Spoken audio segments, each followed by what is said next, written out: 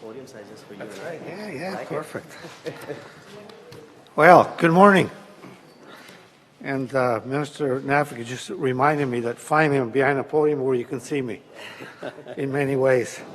Good morning, everyone, and thanks for joining us this morning. I'm delighted to have both here Minister of Municipal Affairs Bill Morrow and the Attorney General Yasser Nafik. And we're going to talk about the Ontario Municipal Board review. In my own community of Northumberland Queenie West and those across the province, land use planning affects almost every aspect of life. It helps communities decide whether and how to grow, where to build our homes, parks, schools, roads, and sewers. And while ensuring that our natural resources are protected, that we're planning ahead for the future. It's so important. After listening to Ontarians during province-wide consultation on the OMB last year, our government is ready to announce the direction we will be taking. Minister Morrow at this time will take the podium and he'll dive into some of the details. Minister? Well, good morning, everybody.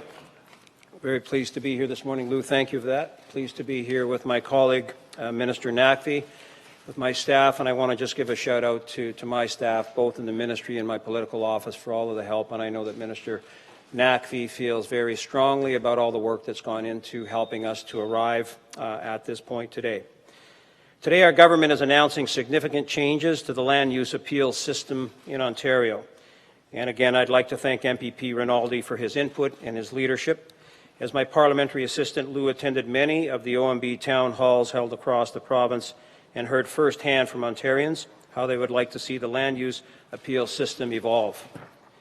Construction is booming in many parts of our province. For example, in Toronto alone, 148 buildings are currently under construction and another 356 are planned.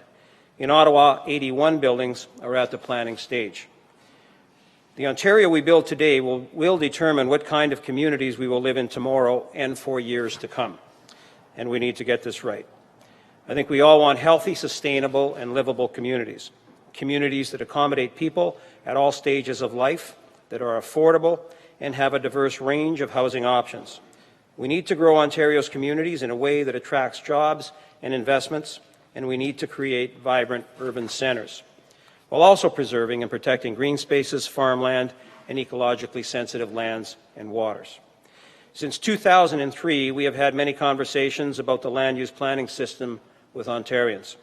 And we've taken numerous steps to reform Ontario's land use planning system to achieve better results, to ensure that the communities we're creating and meeting the needs of Ontarians now and long into the future. The land use planning appeal system is a critical component of the larger land use planning system. We have made improvements to the system, but we recognize that we have not moved the marker far enough. That's why when I became Minister of Municipal Affairs, the Premier tasked me with leading a review of the scope and effectiveness of the Ontario Municipal Board. We were to engage municipalities, the public, and interested stakeholders in order to recommend reforms to improve the OMB's role within the broader land use planning system. Over the past 11 months, our two ministries have conducted this review. And today we're pleased to announce that later this month, we plan to introduce legislation that would, if passed, transform the land use appeal system, replacing the OMB with the Local Planning Appeals Tribunal. The reforms we are proposing would result in fundamental change. If our reforms pass, there would be fewer and shorter hearings and a more efficient decision-making process. There would be more deference to local land use planning decisions, and there would be a more level playing field for residents wanting to participate. The changes we are proposing follow an extensive consultation and were informed by what we heard. The voices of Ontarians from Thunder Bay to Windsor, from Ottawa, and all across the GTHA were heard.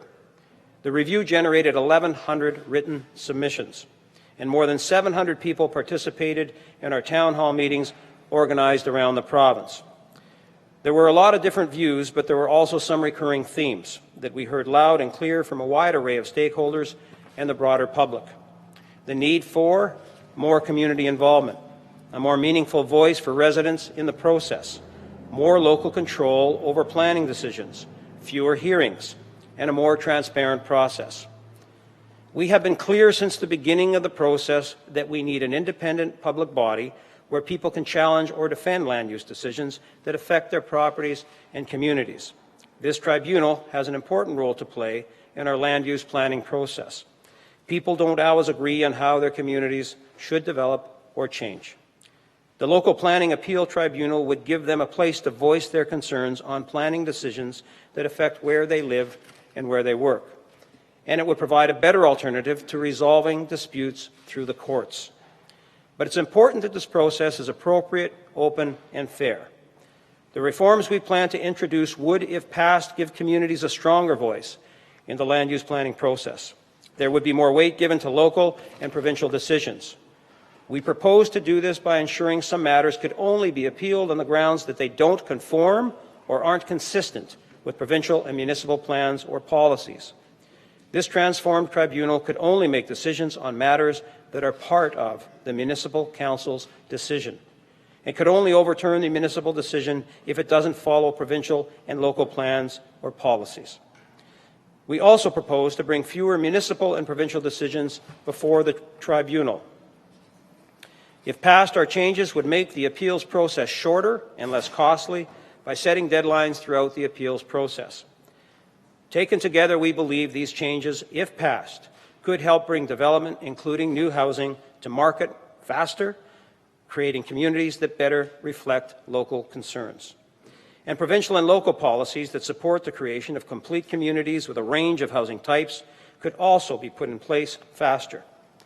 All Ontarians should be able to count on a land use planning and appeal system that's efficient, transparent, and predictable, and one that gives residents a say in what is built in their neighbourhoods.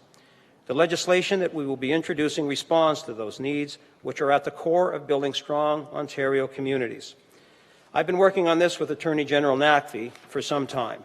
As an MPP and as Ontario's Attorney General, he has been very active in the conversation about improving our land use planning system. I'm very pleased to be working with him on this proposed legislation that will give residents tools to more effectively participate in land use planning appeals. I'm now pleased to welcome the Attorney General Yasir Naqvi to the podium. Thanks, Bill. Well, thank you very much, Bill, and good morning, everyone. I must say I'm very excited to be here today for this very important announcement. I'm pleased to be here with Minister Mauro and MPP Lou Rinaldi as we move toward a transformed land use planning appeal process that is more predictable, faster, and more accessible.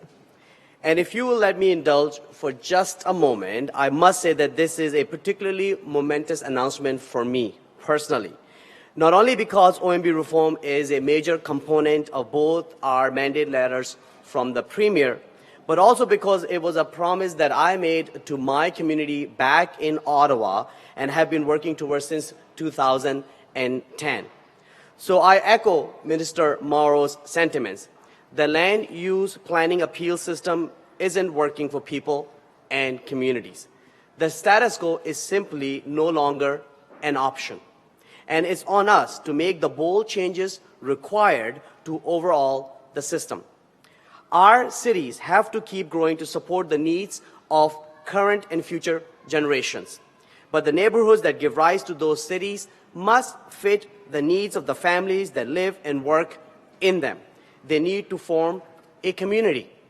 But healthy, thriving communities don't just happen by chance, especially in large urban centers. They must be nurtured. That takes careful planning, careful development.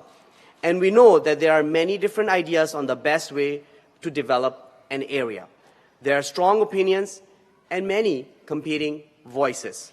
When it comes to land use planning, we need to find a way to balance necessary growth with protecting our green spaces, farms, and parkland, while building livable communities that are healthy, safe, and sustainable.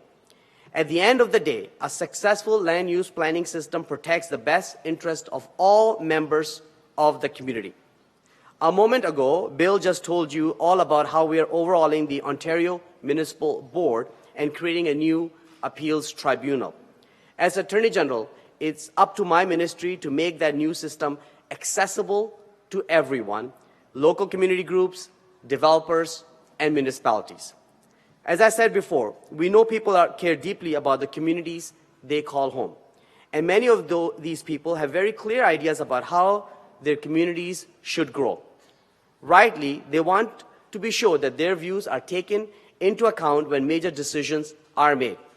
That is why, along with the creation of the Local Planning Appeal Tribunal, we are planning to create an independent support center to level the playing field. We want to make sure that voices of Ontarians are heard about the decisions that impact them. This support center would provide free legal and planning advice and representation to Ontarians throughout the appeal process. Land use planning directly impacts Ontario families, so it is critical that they feel empowered and supported in the decision-making process. That requires access to information. So once an appeal process is complete, tribunal decisions would be posted for all to see. And that includes new plain language summaries of decisions on a revamped, user-friendly website. Taken together, these changes will make it a lot easier for residents to better understand how their communities are growing. During our consultations, people told us that often the appeal hearing process is too long and too complicated. And I agree with them. Our legislation would establish clear timelines for pre-hearing and hearing processes so that people can get a better sense of when the tribunal would hear their case and how long the whole process is going to take. The proposed legislation will result in faster and fairer hearings, but at its heart, this is about a culture shift to a less adversarial system. Our proposal will get rid of examination and cross-examination at most major hearings. It will also include mandatory case management meetings with all parties to discuss opportunities for settlement, including mediation.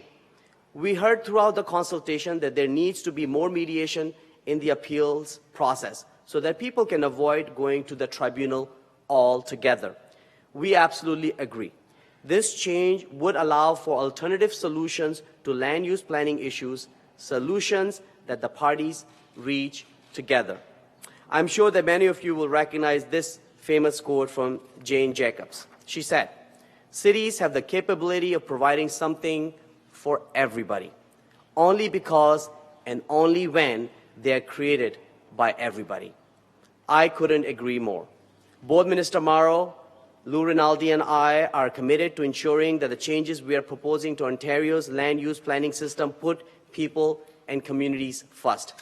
It is our hope that these changes will make residents feel like they have a real voice when it comes to land use planning decisions, and that they will feel empowered to act when a decision is made that they don't think is right. We believe that our proposed changes will create a balanced decision-making process that is more flexible, faster, and more affordable, and can help ensure that cities and towns reflect the best interests of the people living in them today, as well as future generations. And with that, I'd like to hand the podium back to Lou, and I think all of three of us are available to answer any questions that you may have. Sure. All right, so I'm supposed to monitor the questions, right, Mark? No? Perfect. Can you elaborate on the changes to plans around transit hubs? Sure. So we will, if the legislation passed for major transit station areas, the municipalities, and we should acknowledge Councillor Matlow is here from the City of Toronto, they will have a discretionary tool available to them when they invoke local policies and decisions around major transit station areas. The municipality will be able to not allow appeals to go forward. This is consistent, I would say, with the intent of the legislation to allow more local deference for decisions that are made at the local level. And so they will have that ability. Understanding, of course, that the decisions that are made at council are still going to have to conform and be consistent with provincial plans and provincial policies. And so we just think it's consistent with the breadth and exactly what we're trying to do overall when it comes to the legislation generally. How far around which kind of major transit? I think it's a 500-meter radius around the MTSAs. Can you comment that cities have concerns about neighborhood-specific plans, secondary plans being almost immediately appealable? There's often years of work and public consultation that go into that kind of thing. Any change to... Sure. So there are several items in the legislation that will be sheltered from appeal. It's part of the reason and the way forward that we believe, if passed, decisions will be made sooner and more reflective of local decisions. So in the specific example around secondary plans, they will be sheltered from appeal for 2 years unless the municipality decides that they would want an appeal again to go forward. So they would be completely sheltered for 2 years. And then I want to say, and then we're making another very important fundamental change, which is around if disputes do arise, those matters will go to the new tribunal, but the test there will be for the tribunal to look at whether the decision that's made by the municipal council conform or complies with the official plan and the secondary plan. And if the answer is no, as happens today, right now, where OMB replaces with their own decision, the new appeal tribunal will not be able to do so. It will send the matter back to the municipal council, and then they will have to reconsider their own decision. Can I ask a bit about the politics of this? I mean, the Liberal government has been in power for 14 years now. Why has it taken so long to fix something that has been talked about as being broken for so long? Do you want? I can answer. Well, we'll both go ahead, and Okay. I have something I'll add as well. Well, so we've been working on these changes for some time. I think we brought some significant changes in 2006.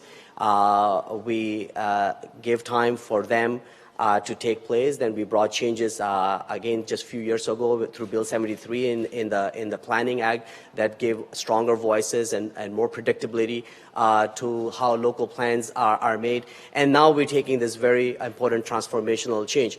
I strongly personally believe that the time is right now to make these changes. We have seen a significant evolution in how planning land use planning is done in our province. Our planning making process at the provincial level is far more sophisticated today with sufficient consultation than ever before. We're seeing the same thing taking place at the municipal level.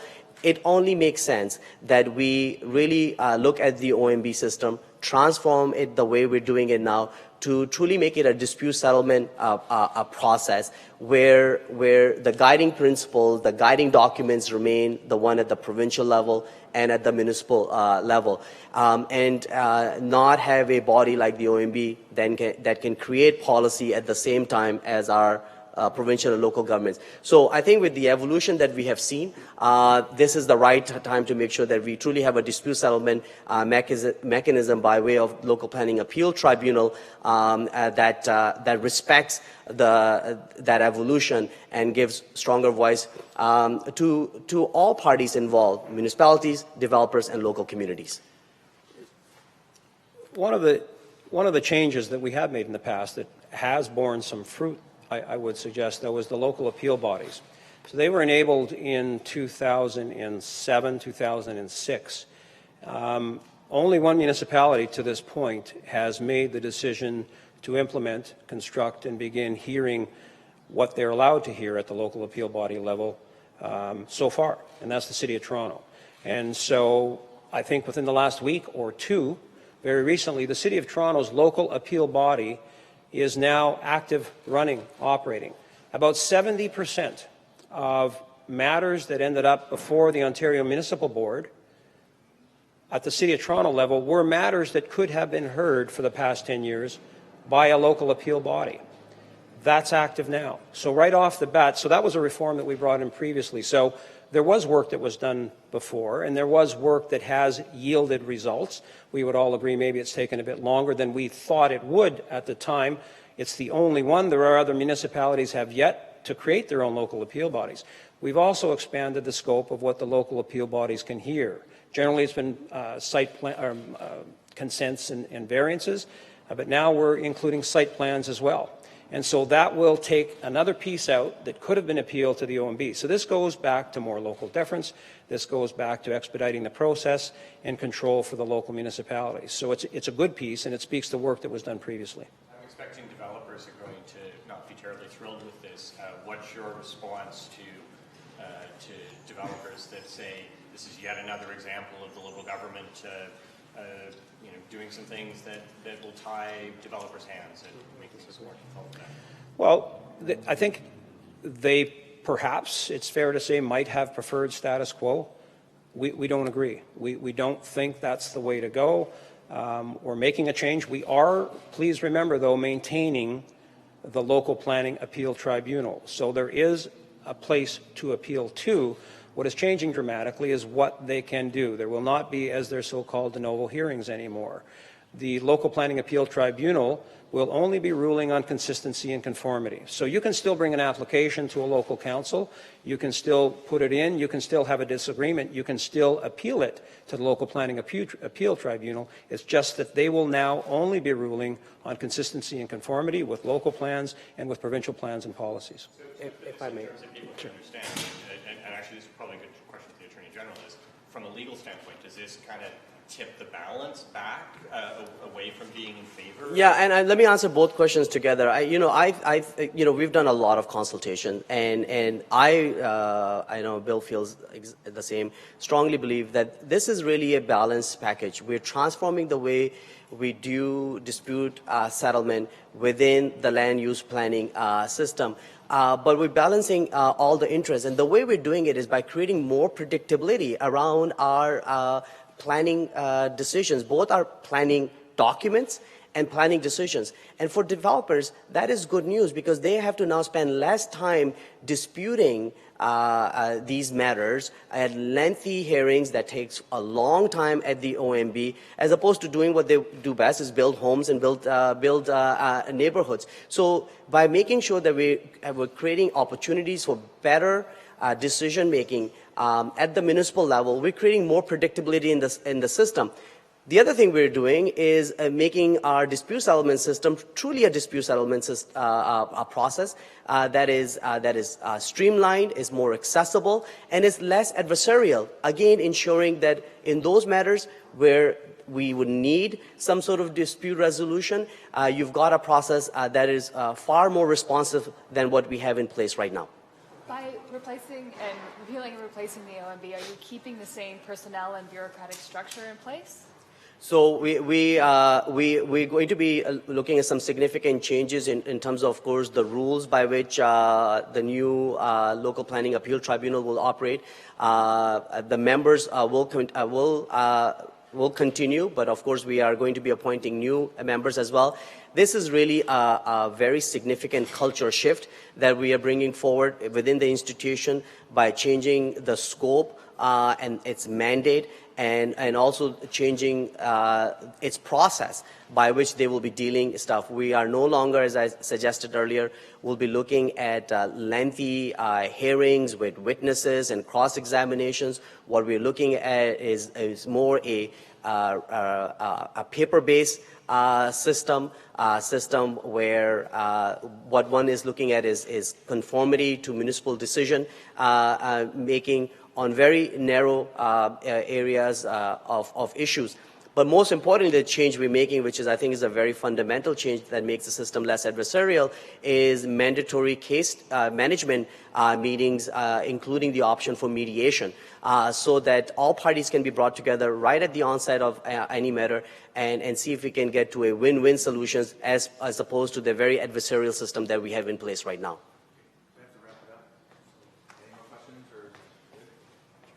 Great, thank you very much. Thank you, everybody. Thanks very much. Thank you.